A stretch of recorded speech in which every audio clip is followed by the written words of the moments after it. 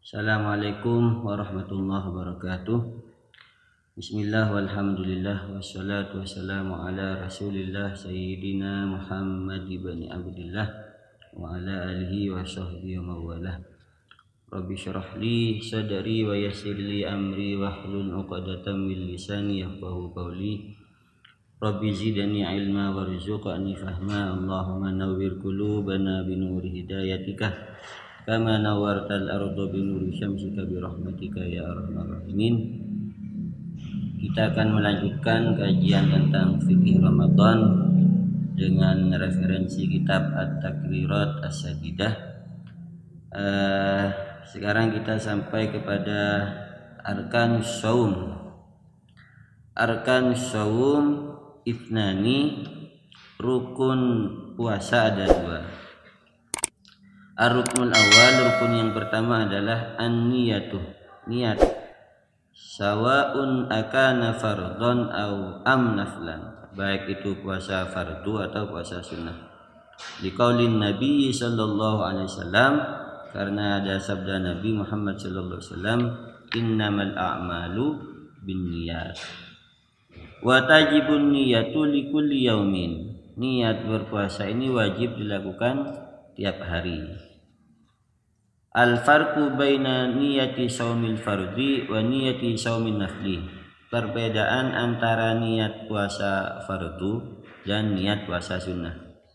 Yang pertama, niyatu shaumil fardhi yadkhulu waqtuha min ghurubi syamsi. Waktu niat puasa fardu ini mulai dari terbenamnya matahari, yaitu waktu maghrib. Juga sama, niyatu shaumin nafli yadkhulu waqtuha min ghurubi syamsi. Sama.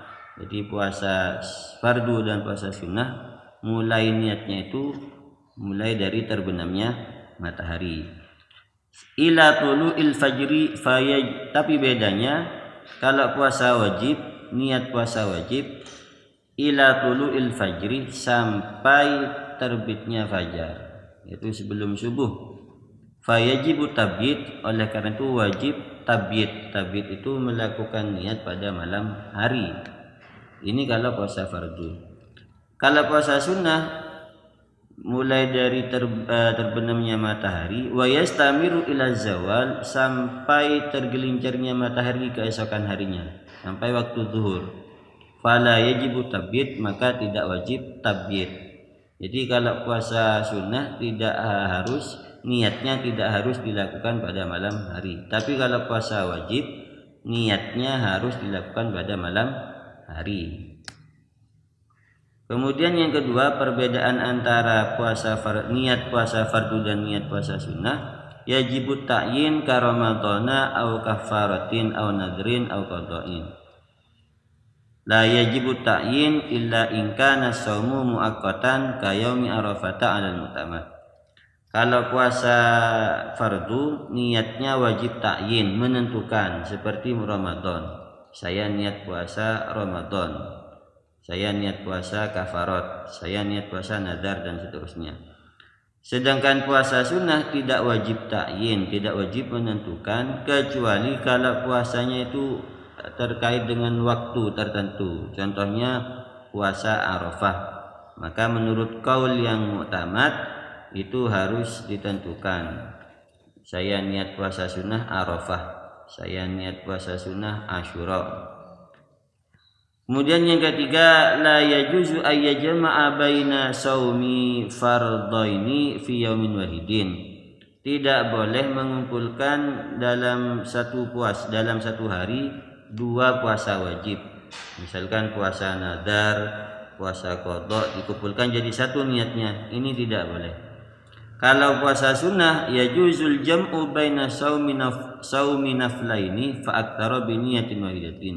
Boleh mengumpulkan dua puasa sunnah atau lebih dengan satu niat. Jadi misalkan puasa hari Arafah bertepatan hari Senin, maka niat puasa hari Arafah, niat puasa hari Senin ini diperbolehkan. Tapi kalau puasa wajib tidak diperbolehkan menggabungkan dua puasa wajib. Kemudian Wa yasihu ayyanwiya fi yaumin nafli ba'da tulu'il fajri. Boleh di dalam puasa sunnah niat dilakukan setelah terbitnya fajar, setelah subuh boleh. Kalau puasa wajib kan tidak boleh. Batasnya mulai dari maghrib sampai subuh. Setelah subuh sudah habis waktu niat untuk puasa wajib. Tapi kalau puasa sunnah boleh dilakukan setelah subuh, walakin bisyarataini, tapi harus memenuhi dua syarat. Antakunan niyatu qabla zawal ay dukhuli waqti zuhri. Niatnya dilakukan sebelum masuk waktu zuhur. Itu kalau puasa sunnah. Yang kedua, alla yata'ata syai'an minal fatirat min tulu'il fajr ila waqtin niyah. Tidak melakukan apa-apa yang membatalkan puasa mulai dari terbitnya fajar yaitu subuh sampai waktunya niat. Jadi misalkan bangun subuh itu tidak niat puasa sunnah, kemudian sampai jam 9 pagi tidak makan, tidak minum dan hal-hal lain yang membatalkan puasa. Kemudian jam 9 itu dia niat, saya niat puasa sunnah Arafah atau Senin atau Kamis. Nah, itu diperbolehkan. Karena puasa sunnah itu tidak batasnya sampai zuhur, niatnya itu. Niat puasanya sampai zuhur. Akmalun niyah, sempurnanya niat, ayyatalaffadha mustahdiran biqalbihi. Sempurnanya niat itu melafatkan dengan hati dan melafatkan dengan lisan dan menghadirkan di dalam hati, yaitu nawaitu shauma ghadin an adai fardhi syahri ramadhana li hadhihi sanati lillahi ta'ala. Melafalkan dengan lisan dan menghadirkan di dalam hati, saya niat berpuasa besok untuk melaksanakan kewajiban bulan Ramadan tahun ini karena Allah Ta'ala. Jadi kalau di kalimat niat ini ada lihadihi sanati, ada elamnya, berarti Ramadana dibaca fathah, jarnya pakai fathah, Ramadana. Tapi kalau Ramadana diidhafakan kepada hadis sana, maka tanda jarnya Ramadan memakai kasrah. Nawaitu sama wadin an adai farudi syahri ramadhani hadhihi sanati lillah. Ini hanya seputar nahwiyah saja, tidak menjadi masalah. Yang penting dihadirkan di dalam hati. Kemudian rukun yang kedua, ar-ruknus tsani tarku mufattirin, meninggalkan hal-hal yang membatalkan puasa. Dzakiron, dalam keadaan ingat, sadar, mukhtaron, kehendak sendiri, ghairu jahilin ma'dzurin, dan mengetahui yang dimaafkan, yang ada udzur. Mengetahui kalau itu adalah membatalkan puasa. Oleh karena itu, fala yabtulu shaumuhu, tidak batal puasanya, idza aftara, kalau melakukan hal yang membatalkan puasa, nasian, lupa. Minum waktu siang hari lupa. Kalau dia dalam keadaan berpuasa, kalau dia berpuasa maka tidak batal, lupa. Au mukrahan, atau dipaksa. Dipaksa, kalau tidak diminum air ini nanti saya kamu bunuh. Ini termasuk pengecualian karena tidak mukhtaran, tidak kehendak sendiri. Au kana jahilan ma'dzuran bijahlihi, atau dia tidak tahu bahwa ini membatalkan puasa, tapi tidak tahunya ini yang ma'dzuran, yang diterima oleh syariat. Di siang hari minum atau merokok, kemudian ditanya, kok merokok, kok minum? Saya tidak tahu kalau ini membatalkan puasa. Nah, itu bisa diterima alasan tidak tahu itu kalau ma'dzuran bijahlihi, diterima oleh syariat ketidaktahuannya itu. Bagaimana ketidaktahuan itu bisa diterima oleh syariat? Ini memenuhi salah satu dari dua syarat. Al-jahilul ma'dzur, tidak tahu yang dimaafkan, itu salah satu dari dua perkara. Huwa wahidun ini. Yang pertama, man nasya'a ba'idan anil ulama, orang yang hidupnya jauh dari ulama. Misalkan hidup di pedalaman, di situ tidak ada ustadz, tidak ada kiai yang bisa ditanya tentang hukum agama. Kemudian dia berpuasa, minum, tidak tahu kalau minum itu membatalkan puasa. Setelah ditanya, kok minum? Saya tidak tahu ini membatalkan puasa. Nah, alasan tidak tahu itu diterima karena hidup jauh dari ulama. Kalau di Probolinggo alasan tidak tahu ini nggak diterima.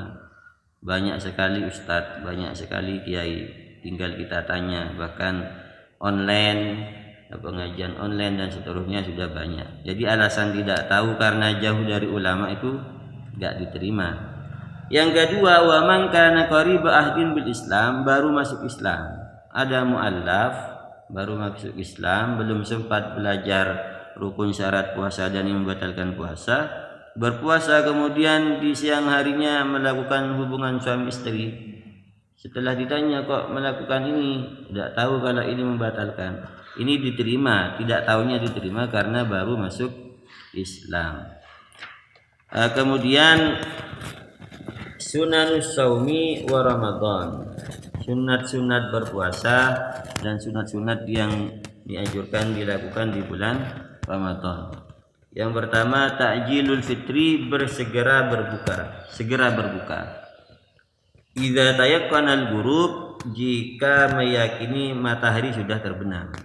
Bi khilafi ma idza syakka, kalau ragu-ragu matahari sudah terbenam apa belum, fayajibu alaihi ayyamala bil ihtiyat wa yu'akhiral fitrah, maka wajib baginya melakukan yang lebih hati-hati dan mengakhirkan berbuka puasa. Jadi kesunahan mensegerakan berbuka puasa jika diyakini sudah matahari sudah terbenam. Kalau masih ragu-ragu, maka kewajibannya tetap mengakhirkan berbuka puasa. Kalau ternyata maksa, dia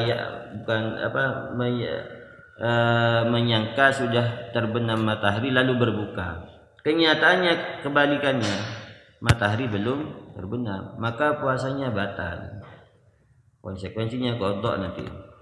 Makanya harus hati-hati ketika berbuka sudah betul-betul masuk waktu maghrib. Yang kedua, kesunahan berpuasa yaitu as-suhur walau bijur'ati ma'in, makan sahur sekalipun dengan seteguk air. Wa yadkhulu waqtu suhur min muntasafil lail, waktu kesunahan makan sahur ini mulai dari pertengahan malam, jadi jam 12 dan seterusnya, jam 1 dan seterusnya itu sudah masuk sunnah waktu sahur.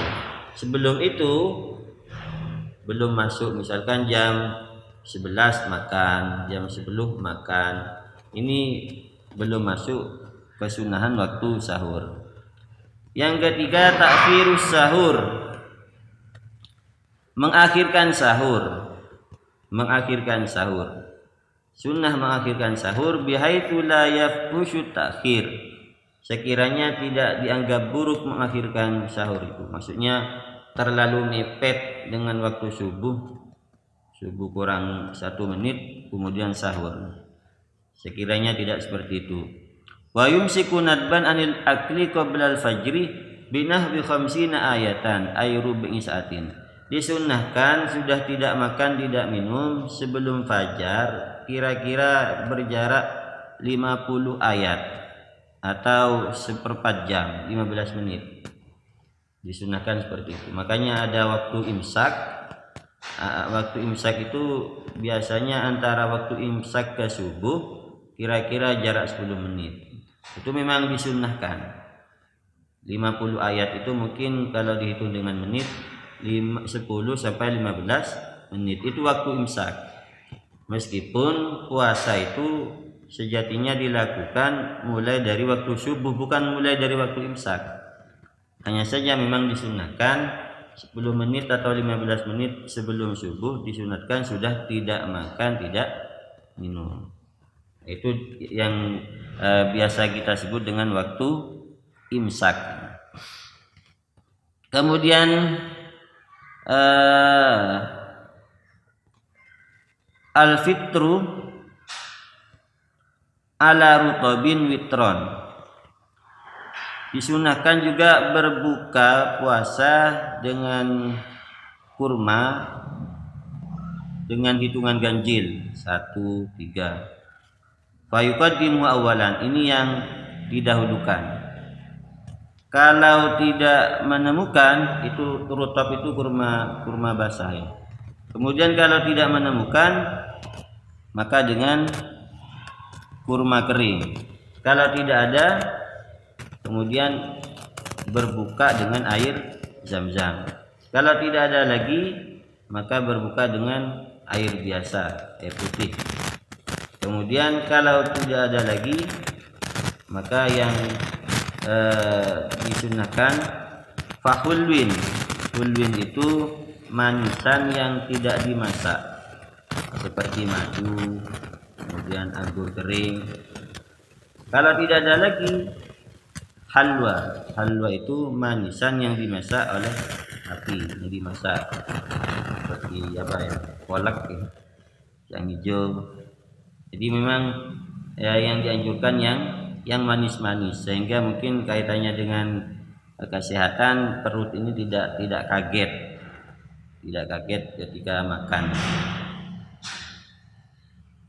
Al-ityanu bi du'ail iftar, disunahkan juga membaca doa berbuka, yaitu wa huwa Allahumma laka sumtu wa bika amantu wa ala rizqika aftartu dhahabat dhama'u wa batallatil uruku wa thabatal ajru insyaallah.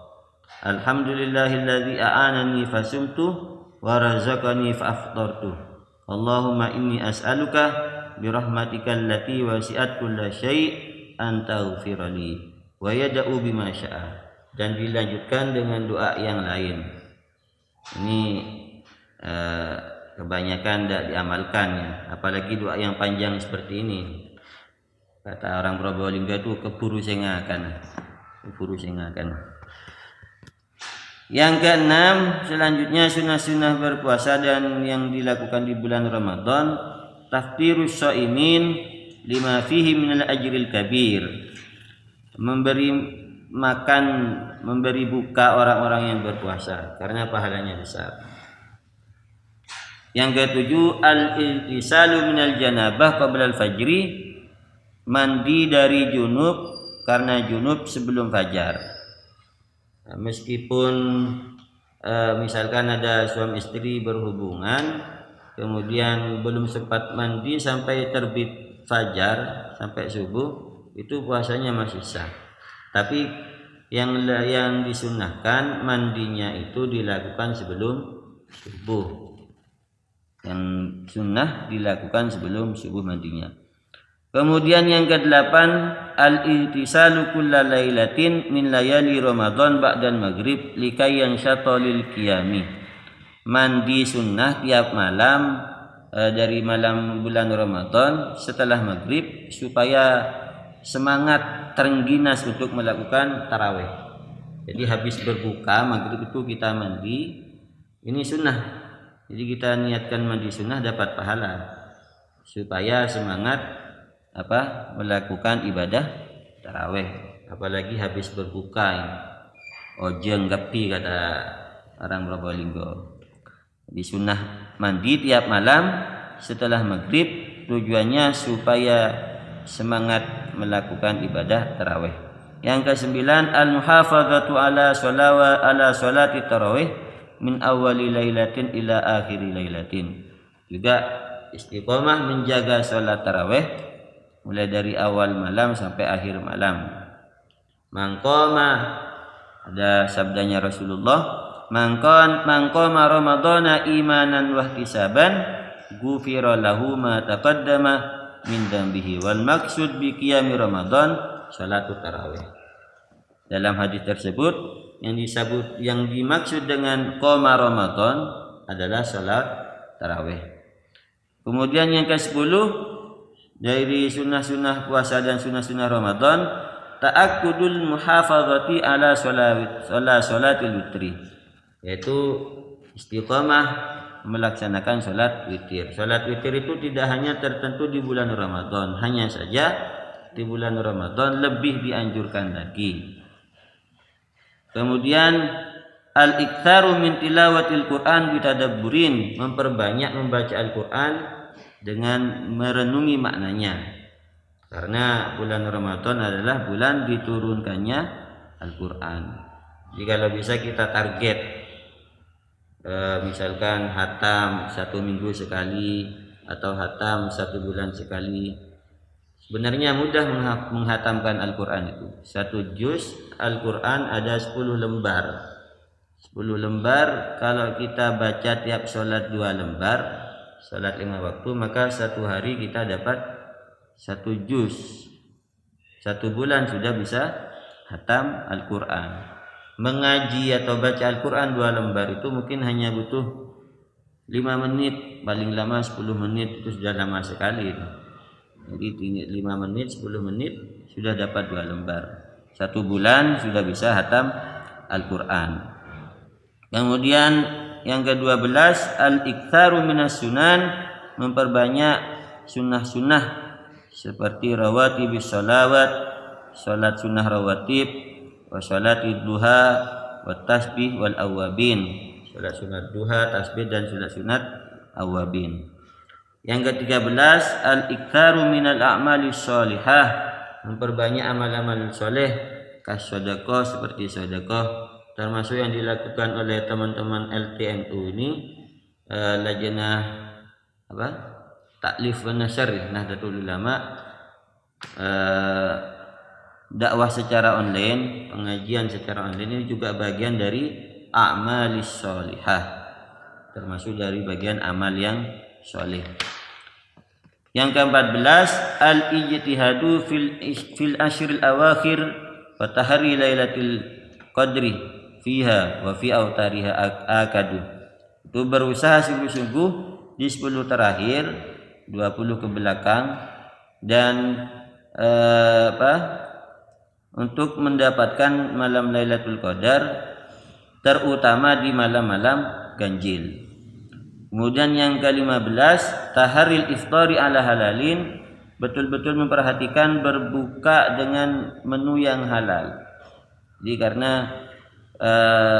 kalau kita berbuka dengan menu yang tidak halal, ibarat bangunan itu roboh semuanya. Jadi puasa 1 hari bisa sirna semuanya gara-gara berbukanya bukan dengan makanan yang halal. Yang ke-16, at-tausi'atu 'alal iyal, memperluas kepada keluarga, yaitu masalah nafkah, masalah belanja. Makanya di tradisi kita menjelang hari raya itu biasanya beli baju, beli makanan. Ini tujuannya untuk memberi lebih nafkah kepada keluarga. Ini dianjurkan oleh syariat. Tapi keadaan sekarang kita mungkin sulit, mau ke pasar sulit, mungkin pakai online nanti itu. Jadi memang ada anjuran untuk memberi nafkah secara lebih kepada keluarga di bulan Ramadan. Yang ke-17, tarkul lawil wal musyatamati, meninggalkan perbuatan yang tidak ada manfaatnya dan meninggalkan berkata yang tidak baik. Kalau ada orang yang berkata tidak baik kepada kita, maka fayatadzakkaru fi biqalbihi annahu shaimun, ingatkan di dalam hati sendiri bahwa ia dalam keadaan berpuasa. Nah, ini diantara beberapa sunnah-sunnah berpuasa dan sunnah-sunnah yang dianjurkan dilakukan di bulan Ramadan. Mungkin kita cukupkan sampai sini dulu. Masih tersisa pembahasan tentang makruh berpuasa, makruh dalam berpuasa, kemudian hal-hal yang membatalkan puasa. Kita lanjutkan pada sesi berikutnya. Kurang lebihnya mohon maaf. Wallahul muwaffiq ila aqwamit thoriq. Wassalamualaikum warahmatullahi wabarakatuh.